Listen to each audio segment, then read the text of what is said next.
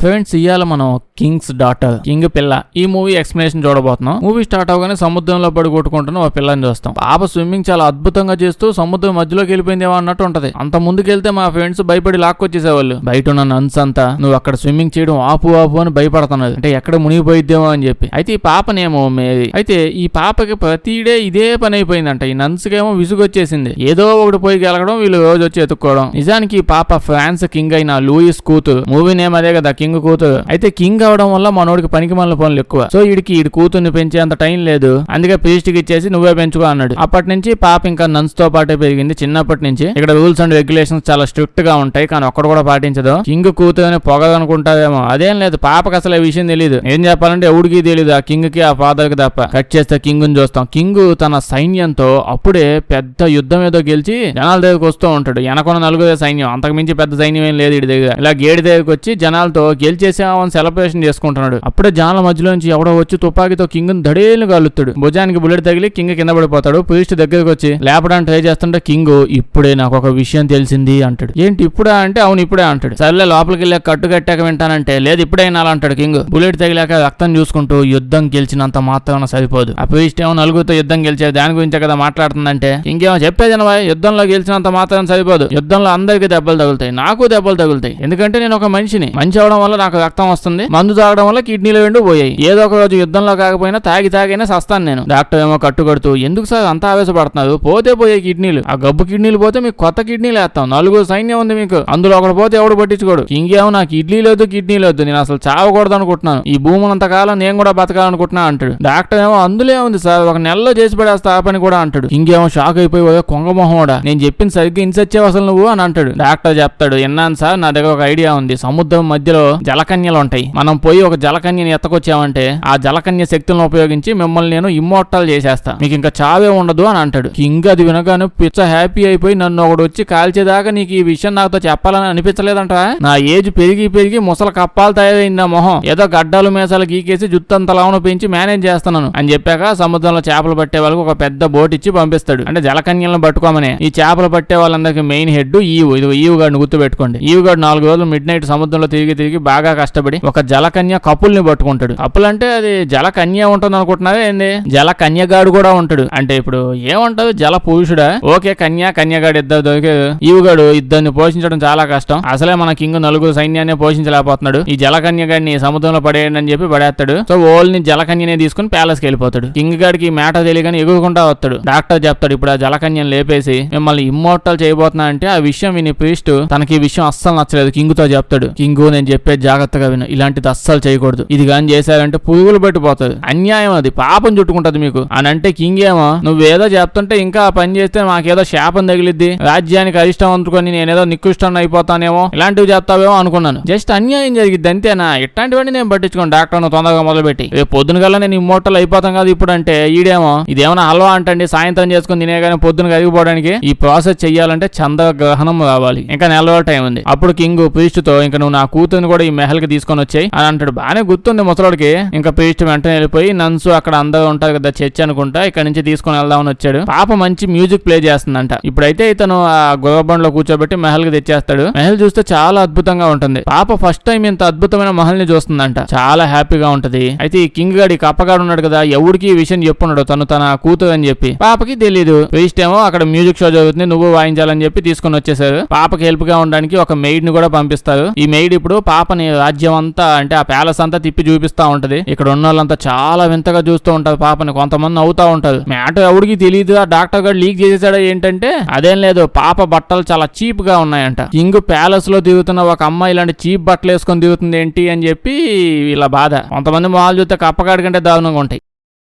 పాప ఇప్పుడు ఒక ఫౌంటైన్ దగ్గరికి వచ్చి నుంచొని ఉంటుంది. అప్పుడే ఇక్కడికి కింగ్ గాడు వస్తూ ఉంటాడు. ఈడు ఒకడు పెద్ద రాజకుమారుడు లాగా తిరుగుతా ఉంటాడు. ఏందో ఆ ఎదో కోట వేసుకొని గట్టిగా ఉన్న నలుగురు సైన్యాన్ని కాపలాగా తిప్పకుండా తిరుగుతా ఉంటాడు. ఉన్నదే నలుగురు, ఆ నలుగురు నీడే పట్టుకొని దిగుతాడు. అయితే ఆ కింగ్ అలా వెనక నుంచి రావడం వల్ల పాప చూసి భయపడిపోయి ఫౌంటైన్ లో పడిపోయింది. అంటే వాడు అవతారం అలా ఉంది, ఎవడేం చేస్తాడు చూస్తే భయపడాలి. కాసేపటికి నీళ్ళ నుంచి బయటకు వస్తుంది. ఎంతైనా కూతురు కదా, ఇడు షో చేసుకుంటా తిరుగుతూ ఉన్న ఒకే ఒక కోటు, అది కూడా పాపకి ఇచ్చేస్తాడు. అప్పుడే మనం ఈవెన్ చూస్తాం. ఆ పైరెట్ గడుల్లా జలకన్యని ఎత్తకొచ్చాడు సముద్రంలో నుంచి, ఎవడు మెహల్ మహల్లోకి వస్తుంటాడు. ఇంకో పక్క డాక్టర్, ప్రీస్ట్, కింగ్ మహల్లో కూర్చొని మాట్లాడుతున్నారు. అంటే ప్రీస్ట్ జలకన్యల గురించి చాలా పుస్తకాల్లో చూసుంటారు. కింగ్ తో ఇప్పుడు చెప్తాడు, మీరు చాలా అన్యాయం చేస్తున్నారు, ఇది తప్పు అంటాడు. కింగ్ ఏమో 4 రోజుల నుంచి పుస్తకాలు చదువుతూ మళ్ళీ అదే మ్యాటర్ చెప్తావు ఏంటండి నాకు? అది కాదు, ఇప్పుడు ఆ విధంగా చేయడం వల్ల నాకేమైనా శాపం తగిలి నా మొహం అంతకంటే చండాలంగా ఏమైనా అవుతుందా? లేదు కదా. తప్పు గిప్పు అంటావేం స్వామి ఎప్పుడు నువ్వు? నేనేమన్నా పుణ్యాత్ములా కనిపిస్తున్నాను నీకు? మీరు చెప్పేది ఇంకా నేనేమన్నో డాక్టర్ చెప్పిందే వింటా అంటాడు. దీని తర్వాత కింగ్ గడ జలకన్యం చూడడానికి పోతాడు. తీసుకొచ్చి అదేదో నీటి కొంట గుహలాగుంది, అందులో పడేసేది. జలకన్య ఇక్కడే తిరుగుతూ ఉంటది. అప్పుడే జలకన్యకు తెలుస్తుంది, అంటే వీళ్ళకి తెలుస్తుంది, జలకన్య పాపం బాగా వీక్ అయిపోతుందంట, ఫుడ్ తినడం లేదంట,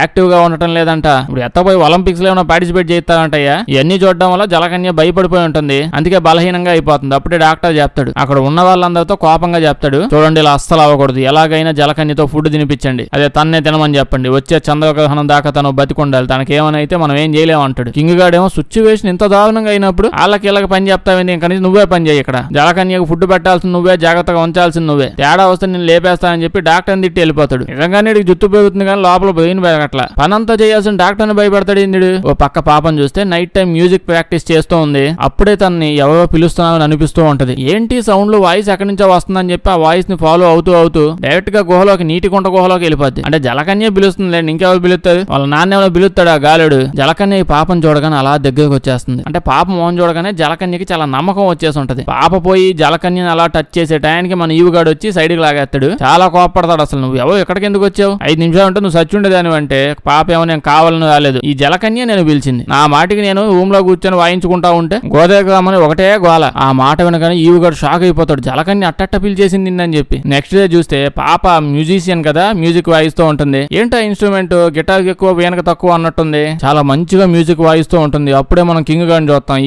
ఈ డ్రెస్సులు ఎవడు సెలెక్ట్ చేస్తాడో తెలుసుకోవాలి ముందు. ఈ మ్యూజిక్ వినగానే వాడు మెస్మరైజ్ అయిపోతాడంట. ఇప్పుడు ప్రీస్ట్ తో నువ్వు ఒక పెద్ద పార్టీ అంటే మీటింగ్ అరేంజ్ అయ్యి, మ్యూజిక్ పార్టీ, నా కూతురు కూడా అక్కడ తీసుకొని రా అంటాడు. పాప కూడా మంచిగా రెడీ అయ్యి ఇక్కడికి వస్తుంది అనమాట. జనాలంతా ఇంకా అలాగే గుడ్లాపగించి చూస్తూ ఉన్నది. సో వీళ్ళకి మంచి బట్టలు వేసారా చెడ్డ బట్టలు వేసారా ఇవన్నీ పనేం లేదు, ఇలా గుడ్లాపగించి చూడటమే పని. జనాలకి బాగుంటే బాగుందని ఎడుతారు, బాగాలేకపోతే బాగాలేదని ఎడుతారు. కింగ్ గాడైతే వాళ్ళ కూతురు తీసుకుని పోయి నీకు డాన్స్ నేర్పిస్తా అని చెప్పి నేర్పిస్తూ ఉంటాడు. వీళ్ళ డాన్స్ స్టార్ట్ అయ్యింది. డాన్స్ చూస్తే ఏదో ఈడే ఇంకా నేర్చుకోవాలేమో డాన్స్ అన్నట్టు ఉంటది. ఇంకా చెప్పలేదులేండి వీడు నా కూతురు నువ్వు అని చెప్పి ఇద్దరు కలిసి డాన్స్ చేస్తున్నారు. అప్పుడే సడన్ గా వీడికి వాళ్ళ కూతురులో వాళ్ళ వైఫ్ మొహం కనిపిస్తుంది. వాళ్ళ వైఫ్ గుర్తొచ్చింది అనమాట ఒక్కసారిగా. ఇంకా మొహం గుర్తుంది అయితే కప్పగాడికి వాళ్ళ వైఫ్ ది. అది చూసాక ఒక్కసారి షాక్ అయిపోతాడు. వీడు బీపీ వచ్చి ఉంటది. ఇంకా సేపు ఉంటే హార్ట్ అటాక్ వచ్చి పడిపోయి ఉండేవాడు. దీని తర్వాత నేను చూస్తే పాప చాలా టైం జలకన్యతో టైం స్పెండ్ చేస్తూ ఉంటుంది, మాట్లాడుతూ ఉంటుంది. దీనివల్ల జలకన్యకి తన బాడీ కండిషన్ కూడా బాగా అయిపోయి ఉంటుంది. అంటే భయపడుతూ ఉండేది కదా, ఇప్పుడు పాపతో మాట్లాడుతూ ఉండటం వల్ల కొంచెం స్ట్రాంగ్ అయింది. ఫుడ్ కూడా తిట్టంగా తింటుంది. ఇదే టైంకి పాపతో ఈవుగాడు కూడా క్లోజ్ అయిపోతాడు. ఇంత పెద్ద మహల్లో ఇంకా మాట్లాడడానికి ఎవరు లేదు పాపకి. ఈవు జలకన్య వీళ్ళిద్దరు మాట్లాడుతున్నారు, క్లోజ్ అయిపోతాడు. డాక్టర్ గారు అయితే పెద్ద హ్యాపీ అయిపోతాడు. ఈడికేం పోయింది, జలకన్య హ్యాపీగా ఉంది. ఈడికి అజ్జాలుగా, లేకపోతే రోజు పొద్దుగేస్తూ ఫుడ్ పెట్టాల్సి వచ్చేది. నెక్స్ట్ రోజు కింగ్ గాడు వాళ్ళ కూతురు తీసుకుని పోయి పెయింటింగ్ వేస్తా ఉంటాడు. అంటే వాళ్ళ కూతురుతో టైం స్పెండ్ చేసి తన గురించి తెలుసుకోవాలని చెప్పి చూస్తూ ఉన్నాడు. అయితే అప్పుడే కప్పగాడి మహల్లో చూస్తే ఎవడో వచ్చి ఉంటాడు.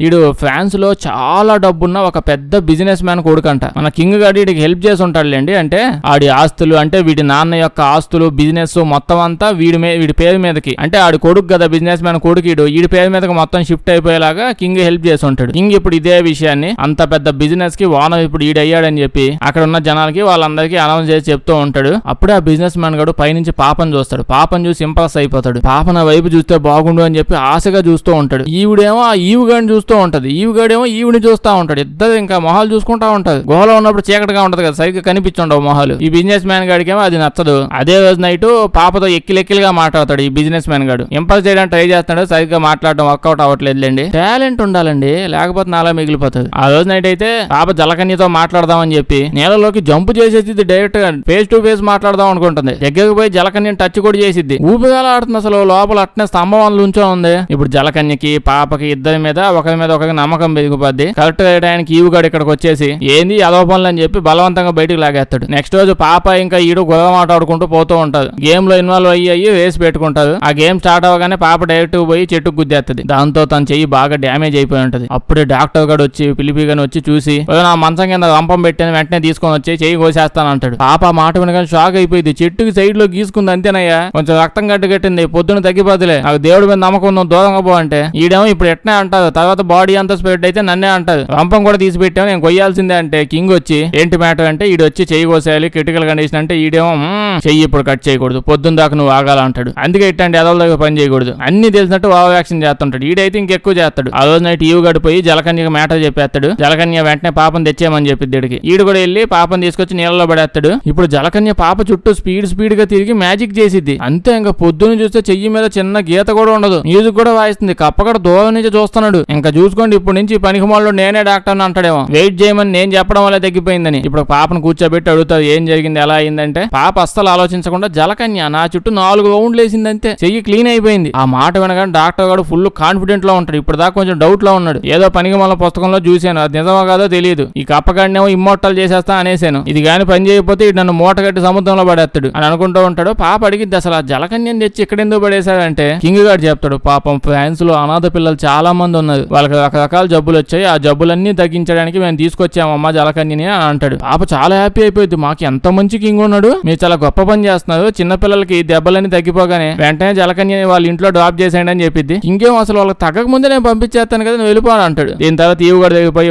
ఈవ ఊళ్ళో ఉన్న వాళ్ళందరికీ జలకన్యని యూజ్ చేసి దెబ్బలు తగ్గించబోతున్నాడు అని అంటుంది. ఈవుగాడేమో నువ్వు పెద్ద ఎడ్డిదానిలో ఉన్నావే, వాడు అమ్మవేంద బాహుబలి జనాలకు సేవ చేయడానికి పుట్టాడు అనుకుంటున్నావు ఏంది? పాపం ఆ జలకన్యని చంపేసి చంద్రగ్రహణం అప్పుడు గుండెకాయ పీక్కొని మింగేస్తాడు. దాని వల్ల వాడికి ఇంకా చావు ఉండదని చెప్పి ఆ డాక్టర్ గారు చెప్పి సచ్చాడు. అందుకనే వాడు జలకన్యని ఎత్తకొచ్చాడు. సేవలు చేసే రకంగా లేవాడని అంటాడు. పాపేమో నాకు నమ్మబుద్ధి కావట్లేదు, కింగ్ నిజంగా ఈ విధంగా చేస్తాడా? సరే మిగతా తర్వాత డిస్కషన్ చేసుకుందాం, ఈవినింగ్ వాక్ పోదాం పా అని చెప్పి అంటది. ఇప్పుడు ఇలా నడుచుకుంటూ పోతుంటది. ఈవినింగ్ వాక్ లో అడిగిద్ది ఇవో ఆ బిజినెస్ మ్యాన్ గాడు వచ్చాడే, వాడు నువ్వు ఎందుకు ఈ మధ్య ఎక్కువ తిట్టుకుంటున్నావు, నువ్వు కూడా వాడిని తగ్గలుగుతున్నావు, నేను చూశాను ఏమైందో అంటే చెప్తాడు. ఒకసారి ఆ బిజినెస్ మ్యాన్ గాడు యంగ్ లో ఉన్నప్పుడు వాడు ఇంట్లో ఉన్న సామాన్లని చిల్లర డబ్బుల కోసం బయట అమ్మేస్తుంటే వాళ్ళ డాడీకి ఈ విషయం చెప్పేశా. అది గుర్తు పెట్టుకుని నేను చెయ్యని తప్పుకి నన్ను జైల్లో పడేశాడు. అందుకే వాడు అంటే నాకు పడటని చెప్తాడు. దీని తర్వాత పాపకు ఒక అద్భుతమైన లొకేషన్ చూపిస్తాడు. అక్కడ చూస్తే చాలా మంది పడవలు వేసుకుని దిగుతా ఉంటారు. ఎవరు ఇలా అందరూ ఆ కింగ్ గడు వాడు బంధువులందరినీ పోషిస్తున్నట్టున్నాడే, జనాలను మాత్రం పట్టించుకోడు, బంధువులు మేపుతున్నాడు. ఇలా పోతూ ఉంటే పాప ఈయన అడిగిద్ది, నాకు కోరిక ఉంది నువ్వే తీర్చాలని, అదే జలకన్యని ఎలాగైనా విడిపించేయాలి అని అంటుంది. ఇడు సర్లే చూద్దాం అంటాడు. ఇప్పుడు ఈ కప్పగాని చూస్తే ఇడు ఆ బిజినెస్ మ్యాన్ ని గదిలోకి పిలిపించి స్పెషల్ గా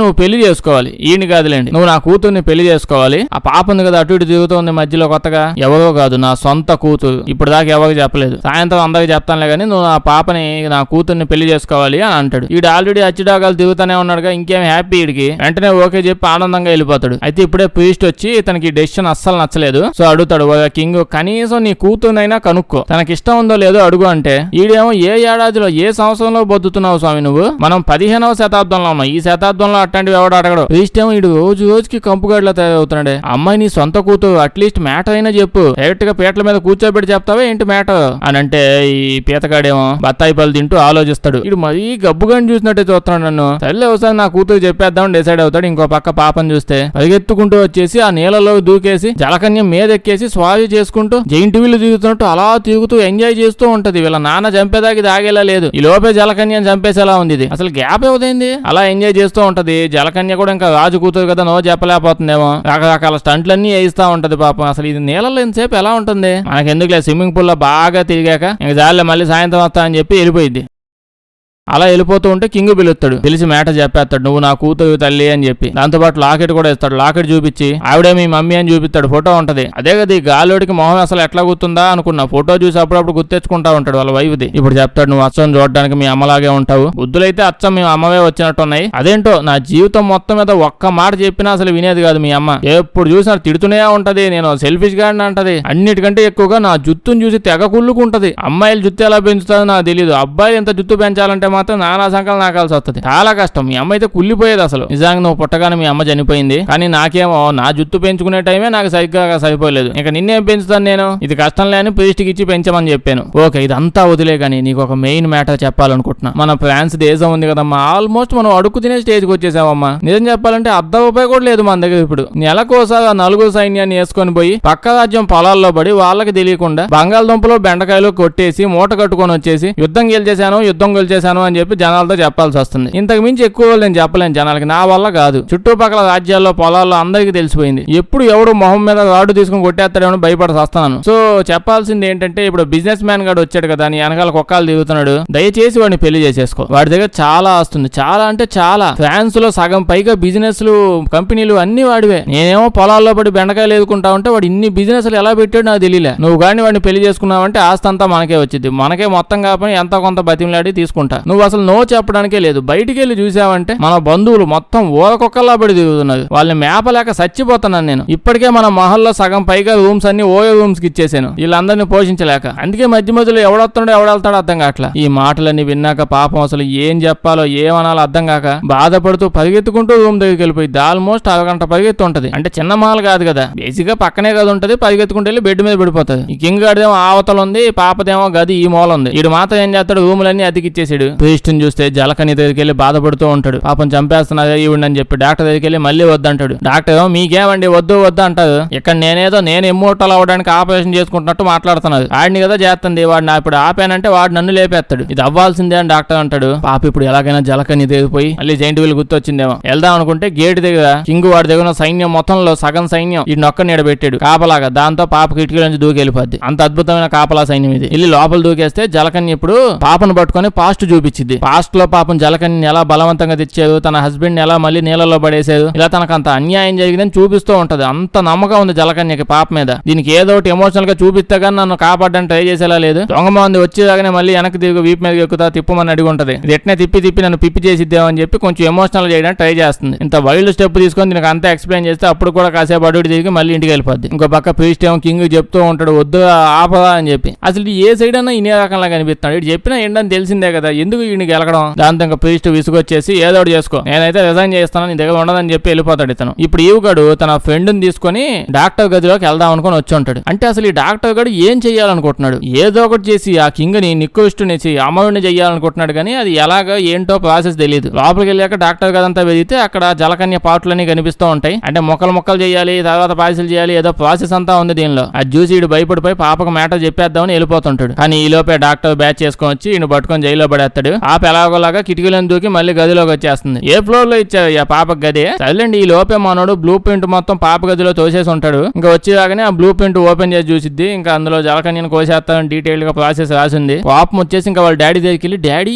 ఏం చేస్తున్నావు నువ్వు, రోజుకి నాకంటే జుత్తు ఎక్కువ పెరిగిపోతుంది, ఏం పెడుతున్నావు తలకి, నువ్వు ఇవన్నీ చెయ్యొద్దు, అసలు మానే ఆపై అంటే అసలు వినే రకంగా ఉన్నాడు. ఏ సైడ్ అయినా ఇడు జీవితాంతం నేను ఇలాగే బతకాలి, జీవితాంతం ఫ్రాన్స్ కి నేనే కింగ్ ఉండాలి, నీకు విషయం చెప్పడం మర్చిపోయాను, రేపే నీ పెళ్లి రెడీ అయిపో అని అంటాడు. కట్ చేస్తే పెళ్లి కోసం పనులన్నీ స్టార్ట్ అయిపోయి ఉంటాయి. మహల్ అంతా పెళ్లి మూడ్ లోకి వెళ్ళిపోతూ ఉంటది. మన ఈవు గారిని కూడా జైల్లో నుంచి బయటకు తెచ్చారు. పెళ్లి అందరికీ చూపిస్తారు. ఆ జైల్లో ఇద్దరు తప్ప ఎవరు లేడు, ఇలా కూడా చూపిద్దామని చెప్పి తీసుకొస్తున్నారు. మన ఈవు గారు కింగ్ కి సారీ చెప్పి ఇంకా మీరు ఏం చెప్తే అదే చేస్తా అంటాడు. అంటే పెళ్లికి ఒప్పేసుకుంది కదా పాప, పెళ్లి జరుగుతుందంటే ఒప్పేసుకుందేమో అని చెప్పి ఇటు ఫీల్ అయ్యాడులేండి. వాళ్ళకే వెళ్ళినప్పుడు మనకెందుకు దోలా అని చెప్పి కింగ్ కి సారీ చెప్తాడు. ఇప్పుడు ప్రీస్ట్ పాప దగ్గరకు వచ్చి, చూడు పాప, నువ్వు నాకు కొంచెం హెల్ప్ చెయ్యి, ఆ జలకన్య పాపం చనిపోయేలా ఉంది, మీకేం మీ ఫ్యామిలీ అంతా హ్యాపీగా దిగుతున్నారు, పెళ్లిళ్ళు కూడా చేసుకుంటున్నారు అని అంటే పాప ఏమో ఓకేనండి, హెల్ప్ కదా నేను చేస్తాను, ఏం చేయమంటే అది చేస్తాను, క్లైమాక్స్ లో మాత్రం నన్ను విలన్ చేయమాకండి అని చెప్పంటే ప్రీస్ట్ వెంటనే పాపని పెళ్లి కూతురు బట్టలు వేసుకోమంటాడు. ఎందుకంటే ఇప్పుడు పెళ్లి కూతురు బట్టలు వేసుకున్నాక బయటకు వచ్చింది అనుకోండి, ఎవడు ఇప్పుడు ఏమండు పారిపోతుంది అది ఇది అని చెప్పి పెళ్లి మండపం ఆ డాడ ఊదవతలు కట్టాడు అని నడుచుకొని పోవాలా. ఇంకో పక్క ప్రీస్ట్ తీసుకొని వెళ్తున్నాడు. సో అక్కడికే వెళ్తున్నావు లేవని చెప్పి ఎవడు పట్టించుకోడు. అయినా సరే ఎవడు పట్టించుకోడు, అందరూ భోజనాలు ఆడుందని చూస్తా ఉన్నట్టున్నది అంతే. పాప అయితే నెమ్మదిగా అదే డ్రెస్ చేసుకుని జలకన్య దాకా వచ్చేసి ఉంటుంది. వచ్చి చూస్తే ఆల్రెడీ ఈవుగాడు జలకన్య నీళ్ళలోంచి బయటకు లాగడానికి ట్రై చేస్తున్నాడు. అంటే ఆ ప్రొసీజర్ కోసం పెళ్లి అయిపోగానే ఈ ప్రొసీజర్ కాసేపట్లో సందర్భంగా వచ్చేసిద్ది. సో ఈవుగాడు ఈ పనిలో పడిపోయాడు. అప్పుడే సడన్ గా ఇంకా పాప వచ్చేసి ఈవుగాడి దగ్గరికి, నువ్వంటే నాకు ఇష్టం అంటది. దీనికి మతిమతిపేదో ఉన్నట్టుంది, గంటకు గుర్తు చేయాలి ఎవడో ఒకడు వచ్చి ఆ జలకన్యను కాపాడు తల్లి అని చెప్పి. ఈవుగాడు అసలు ఏమండు, నేను కింగ్ చెప్పినట్టు చెయ్యాలి, ఈ మధ్యలో చూస్తే నాకు ఏదో గట్టిగానే పడేలా ఉందని చెప్పి వాడు పని ఏదో వాడు చేసుకుంటూ ఉంటాడు. పాప దగ్గరకు వచ్చి, నువ్వు ఖచ్చితంగా ఏదో ఒకటి చేసి జలకన్యని ఇక్కడి నుంచి తప్పించేయి, దీని తర్వాత మన ఇద్దరం కూడా ఇక్కడి నుంచి వెళ్ళిపోయి సిటీకో ఎక్కడికో వెళ్ళిపోయి హ్యాపీగా బతుకుతామంటే దానికి ఈవుగాడేమో. సో ఇప్పుడు మ్యాటర్ ఏంటంటే, నేను ఇప్పుడు ఈ జలకన్యను తప్పించేసి వాళ్ళకి దొరికాను అనుకో, వాళ్ళు నన్ను చంపేస్తారు. లేదా తప్పించేశాక నీతో పాటు పారిపోతూ దొరికిపోయాను అనుకో, అప్పుడు కూడా నన్ను చంపేస్తారు. ఈ మొత్తం ప్రొసీజర్ లో నీకు పోయేదేం లేదు. మా అయితే తీసుకుని వెళ్ళిపోయి మళ్ళీ నీ సపరేట్ గా నీకు ఇస్తారు, ఆ బిజినెస్ మ్యాన్ గడికి ఇచ్చి పెళ్లి చేస్తారు, నన్ను మాత్రం లాస్ట్ కి సముద్రంలో కప్పెట్టేస్తారు, అంతే కదా అని అంటే హీరోయిన్ గా ఆలోచించి అంతే కదా, అంతే అదే జరిగేది అని చెప్పిద్ది. అది విన్నాక ఈవుగాడు, సరే అయితే ప్లాన్ విను, నేను జలకన్య నాకు ఒక స్పెషల్ రూట్ తెలుసు సముద్రంలోకి వెళ్ళడానికి, చేయడానికి ఇక్కడ నుంచి తప్పించుకొని వెళ్ళిపోతాం. దాని తర్వాత అది ఇది చేద్దామని ఏదో ప్లాన్ వేస్తాడులేండి. ఆ గబ్బు ప్లాన్ మనకు వద్దు, ఇప్పుడు అర్థం కూడా కాలేదు నాకు. ఇంకో పక్క ఈ మ్యాటర్ మొత్తం డాక్టర్ గారికి తెలిసిపోయి ఉంటది. ఇడికి అర్థం కావట్లేదు అసలు జైలు అయితే ఈయన ఎవడో విడిపించాడా అని చెప్పి. కింగ్ గాడే విడిపించింది. ఇడికి అన్నిట్లో కింగ్ గడికి ఏలు పెట్టి గెలకడం అలవాటు అయిపోయింది. అక్కడ ఏం జరుగుతుందో చూడడు. ఈడైతే డాక్టర్ గారు వెంటనే ఇక్కడికి వచ్చేస్తాడు. ఇంకా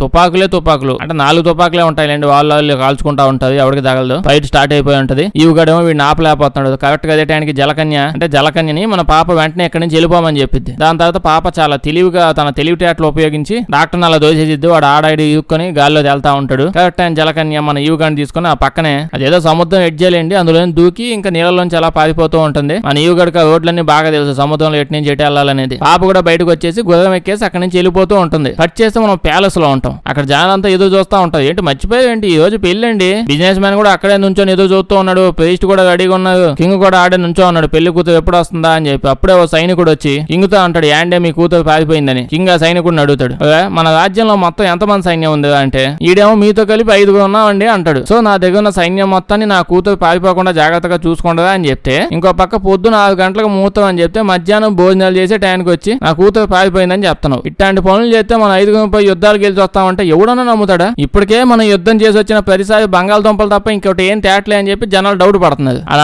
అంటే ఈడేమో నా తప్పే ఉందండి, అసలు మీ కూతురు ఉందన్న విషయం మాకు ఇప్పుడు దాకా తెలియదు. ఇప్పుడు దాకా ఎవరికైనా చెప్పేది కూతురు ఎట్ట ఉంటది అనేది. మీలో మీరు 4 చెప్పేసుకుని పొద్దున్నే మా 4 లేపేసి నా కూతురుని పారిపోకుండా చూడండి అని చెప్పి మీరు వెళ్ళిపోయారు. నేను ఇప్పుడు ఏ గద్దెగా కాపలా కాయాలి, ఎవరిని కాపాడాలి? మీ కూతురు గదేదో మీ కూతురు ఎలా ఉంటుందో తెలుసుకునే లోపు పోట అయిపోయింది, మీ కూతురు పారిపోయింది. సరేలేండి, ఇప్పుడు వీళ్ళ దగ్గర ఉన్న సైన్యం మొత్తం అంటే ఆ 4 వేసుకొని పాపను వెతుక్కుంటూ అలాగే వెనకాల పోతా ఉంటది. ఇంకో పక్క జలకన్యం చూస్తే మన ఈవుగాడు ఉన్నాడుగా, రూట్లన్నీ తెలుసు, అలా తీసుకుని పోతే సముద్రంలోకి వెళ్ళిపోతుంటారు. ఇంకో పక్క పాపను చూస్తే గుర్రం వేసుకొని కొండ ఎక్కేసి డైరెక్ట్ గా కొండ ఎడ్జికి వెళ్ళిపోయింది. ఆ ఎడ్జి అటు సైడ్ మొత్తం సముద్రం ఇంకా అలా మూల నుంచో ఉంటది. ఏం జంపు చేసేస్తుంది ఏంటి ఇప్పుడు. కింగ్ గాడు కూడా ఇప్పుడు వాడు సైన్యం మొత్తం వేసుకుని వచ్చేస్తాడు అనమాట ఆ కొండ చివరికి. ఇక్కడికి వచ్చేసి పాపని నువ్వు దూకొద్దు, నువ్వు నా కూతురు దూకూడదు అంటాడు. కరెక్ట్ గా అప్పుడే చూస్తే ఈవుగాడు జలకన్య ఇద్దరు సముద్రం లోపల మునిగుంటారు. పాప ఇప్పుడు కింగ్ గాడికి ఒక మ్యాటర్ చెప్పిద్ది, చూడండి ఇప్పుడు మీకు నేను కావాలా లేదా జలకన్య కావాలా, రెండిట్లో ఏదో ఒకటే డిసైడ్ చేసుకోండి. Simple deal. నేను ఇప్పుడు కొండ మీద దూకేస్తాను, కన్ఫామ్ దూకుతాను. దూకగానే జలకన్య వెంటనే వచ్చి నన్ను కాపాడేసిద్ది. కానీ ఈ లోపు అదిగోండి ఆ దరిద్రుడు తుపాకి పట్టుకుని రెడీగా ఉన్నాడు జలకన్యను లేపేద్దామని. మీరు జలకన్యను చంపేశారంటే జలకన్య నన్ను కాపాడలేదు, నేను కూడా పోతాను, డెసిషన్ ఏదో రెడీగా పెట్టుకోండి అని చెప్పి అలా నీళ్ళలోకి దూకేసిద్ది. ఇది ఇప్పుడు నీళ్ళలో పడి చచ్చిద్దంటే ఎవడన్నా నమ్ముతాడా? జలకన్య కంటే దారుణంగా దిగింది ఆ సముద్రాల్లో పడి, నీళ్ళల్లో పడి. ఓకల్లా నీళ్ళలో దూకితే చచ్చిపోయింది. ఇప్పుడు సర్లేండి, ఇప్పుడు దూకింది చచ్చింది అనుకోండి, జలకన్య వచ్చి తనని బాగు చేసిద్ది, అంటే బాగు చేయడానికి ఇక్కడికి వచ్చింది. అప్పుడు వీళ్ళు వచ్చి జలకన్య ఎత్తుకుపోతారు కదా. ఈడో తెంగలోడు కాబట్టి లోపల గుజ్జేం లేదు కాబట్టి అప్పటికప్పుడు మనసు కరిగిపోయింది కాబట్టి ఈడిది అంటే నేను మంచోడిని అయిపోయాను, ఇంకా నేను జలకన్యని ఏం చేయలే అని చెప్పి ముందే డిసైడ్ అయిపోయాడు. ఇప్పుడు కానీ చెప్పాను కదా ఈడి తెలివితేటలే వచ్చి ఉంటాయి పాపకి. అంటే ఇప్పుడు జలకన్య సముద్రంలో దూకేసి అక్కడి నుంచి సముద్రం మధ్యలో దాకా వెళ్ళిపోయింది. అటు నుంచి అంటే హ్యాపీకి ఇంటికి వెళ్ళిపోయేది. ఇప్పుడు కానీ ఇప్పుడు ఇది గబ్బు మొహం వేసుకుని ఆ సముద్రంలో దూకేమని అయితే జలకన్య కాపాడడానికి మళ్ళీ ఇటే కావాలి కదా. ఇప్పుడు ఈ పనికి మనలోడు చేంజ్ అవ్వబోయి ఉంటే జలకన్య ఇటు రాగానే మళ్ళీ వచ్చి ఎత్తుకుపోయేవాడు కదా. సరేలేండి, ఇప్పుడు ఇవిడ ఎవరు కూతురు, కప్పగాడు కూతురు, ఈడిపోయినే వచ్చింది, ఇంకెవడన్నా ఏం చేస్తాడు. సరే ఇప్పుడు దూకింది, జలకన్య వచ్చి కాపాడేసింది. ఈవుగాడు ఉన్నాడా పోయాడా ఏమైంది? ఇప్పుడు పాపం వాడికి ఈతైనా వచ్చి అంతసేపు సముద్రంలో తిప్పింది మొత్తం జలకన్య. ఈ మహాతల్లికి అయితే ఓ జలకన్య కంటే దారుణంగా తేవడం వచ్చు నీళ్ళల్లో. సరేలేండి, ఎవరికి ఏం కాలేదు. కింగ్ గాడు వాడు సైన్యం మొత్తాన్ని ఆపేస్తాడు, 4 ఆగిపోయి ఉంటారు. దీని తర్వాత వీళ్ళిద్దరు కలిసి పడవేసుకుని జలకన్యని వాళ్ళ ఇంట్లో డ్రాప్ చేద్దామని పోతా ఉంటది. ఇప్పుడు నీళ్ళలోకి వెళ్ళగానే మనం జలకన్య వాళ్ళ ఫ్యామిలీ వాళ్ళ సిటీ మొత్తం చూస్తుంటే వీళ్ళ సైన్యమే చాలా పెద్దదిగా ఉంది. ఆ కింగ్ గడి ఏమైనా చేసి ఉంటే ఇలా సైన్యం అంతా వచ్చి ఆ కింగ్ గడిని లేపేసి ఉండేదేమో. రాజ్యం చాలా బాగుంటది. ఇదేమో కనిపించిన జలకన్య అందరి మీదకి ఎక్కేసి సవారీ చేసుకుని దిగుతా ఉంటది. దీన్ని గాలి ఎట్టాడుతుందో నాకు ఇప్పుడు దాకా అర్థం కావట్లేదు. ఈవుగాడు పైనుంచి ఎదురు చూస్తా ఉంటాడు. ఇటు జలగండ ఉంది, ఎప్పుడు నీళ్ళలో దిగడీడు. ఇది పైకి వచ్చిద్దా డీలింగ్ కూడా చెప్పిందిగా మనం వెళ్ళి పెళ్లి చేసుకుందామని. కింగ్ గడి దానికి ఒప్పుకుంటాడా? సర్లేండి, అక్కడ అయితే సినిమా అయిపోద్ది. చేస్తే లైక్ చేయడం మర్చిపోద్ది. కొంచెం బాగా వింత సినిమాలు ఏమైనా ఉంటే చెప్పండి, చేద్దాం. అందరూ చూసేసిన సినిమాలు వద్దు. వీడియో వేస్తే మీ ఫ్రెండ్స్ కి షేర్ చేసేయండి. సబ్స్క్రైబ్ చేయడం మర్చిపోవద్దు, లేకపోతే మన వీడియోస్ నోటిఫికేషన్ మీకు రావు. Thank you.